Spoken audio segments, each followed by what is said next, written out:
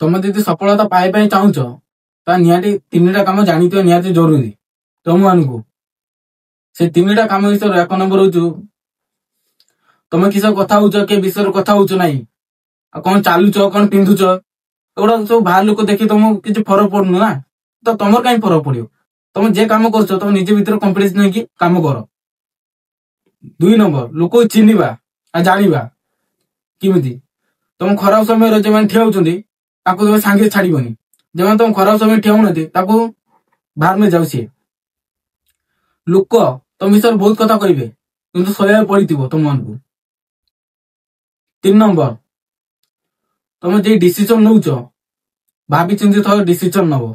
କାହିଁକିନା ବଡ ବଡ ବିଜନେସ ମ୍ୟାନ ଲୋକ ମାନେ ସେମାନେ ଡିସିସନ ନବା ଆଗରୁ ଥରେ ଭାବନ୍ତି, 2 ଦିନ 3 ଦିନ ଟାଇମ ନିଅନ୍ତି, ତାପରେ ଡିସିସନ ନିଅନ୍ତି।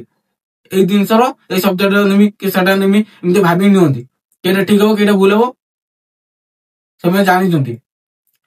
ତମେ ଦେଖ, ତମେ ଯଦି ଯେଉଁ କୌଣସି କାମ କରୁଛ ତାହେଲେ କନଫିଡେନ୍ସ ନେଇକି କାମ କର।